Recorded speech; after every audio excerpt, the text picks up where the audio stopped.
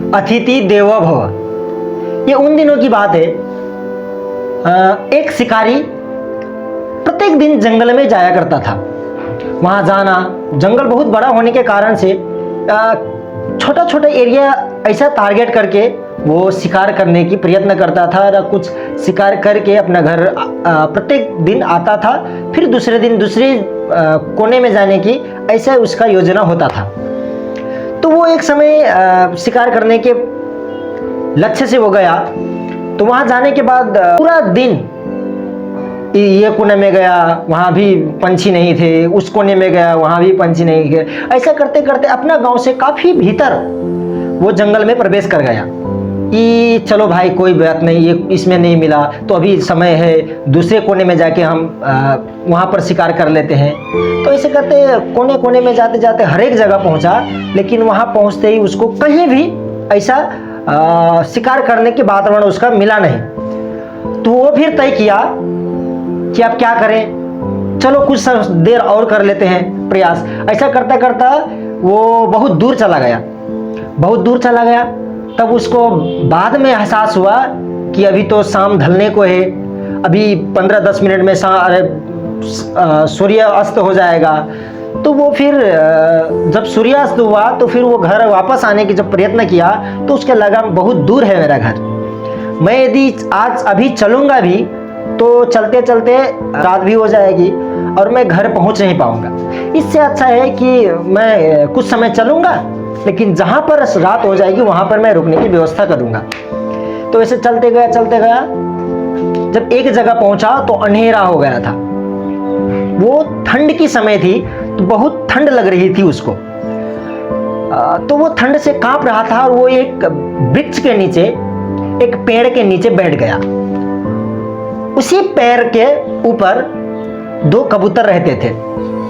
तो कबूतर जब देखे कि ये शिकारी, ये तो शिकार करने वाला आदमी है हम लोगों का, तो उसको जब देखे तो एक कबूतर बोला कबूतर से कि देखो ना, अभी कुछ समय बाद और ज़्यादा ठंड बढ़ेगी, रात भी और ज़्यादा होगा, तो ये हमारा दुश्मन ही क्यों ना हो, ये हम लोगों का शिकार करते हैं, हम लोग इनसे भागना पड़ता है, लेकिन आज ये समस्या में है और ये हमारे अतिथि के रूप में आज हमारे वृक्ष के नीचे आया है। तो ये हमारा दायित्व बनता है कि उसका अतिथि संस्कार करें।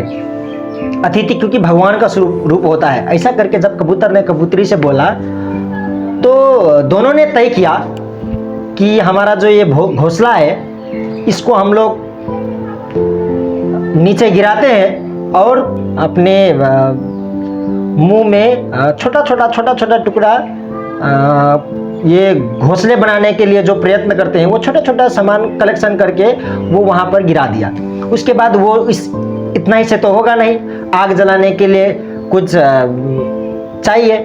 तो उनका ध्यान में आया कि एक वो गांव में यहाँ से थोड़ा दूर में जाके वहाँ से मैं कुछ व्यवस्था कर सकती हूँ। तो फिर वो कबूतरी उड़ के गई, वहाँ गई तो वहाँ अपने पैर जिससे वृक्ष में बैठती है उससे जाके वो कुछ आग जो होता है कोयले को लेके आई और वहाँ पर गिरा दी। उसके बाद वो आग जलने लगा तो उसको थोड़ा सा राहत महसूस हुआ, उसको गर्माहट का महसूस हुआ वो शिकारी को।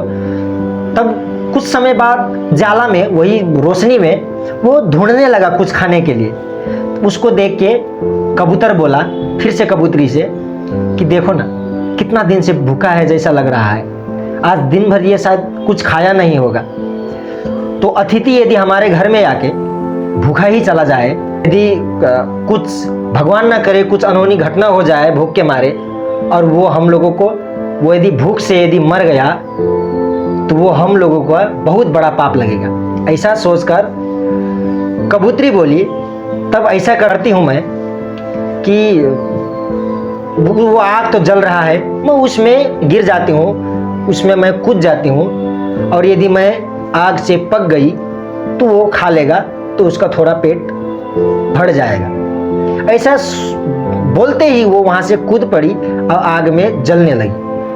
तब इतने ही दौरान में फिर से वो कबूतर का ध्यान में आया, तुम्हारा इतना सा में तो उसका पेट नहीं भरेगा, इसके लिए मुझे भी जाना पड़ेगा। ऐसा सोचकर वो वहाँ से कूदा और उसके बाद दोनों जल के उसका आहार बनने के लिए तैयार देखकर भगवान जब ऊपर से प्रसन्न हो गए, तो भगवान भी स्वयं प्रकट होके वो दोनों कबूतर कबूतरी को आशीर्वाद दिया कि तुम लोगों का अतिथि सत्कार, अतिथि भगवान होता है ऐसा मानकर उनका सम्मान में झुक जाना, ऐसा देखकर वो प्रसन्न होकर उन लोगों का वरदान दिया कि आज से तुम लोग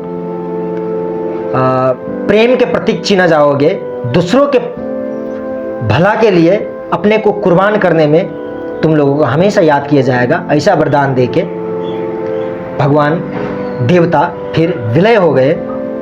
इससे ये शिक्षा मिलती है कि हमारे संस्कृति में यदि दुश्मन भी हमारे घर में अतिथि के रूप में आए तो उसे भी अपना भगवान मानकर उसका सत्कार करना हमारा कर्तव्य है।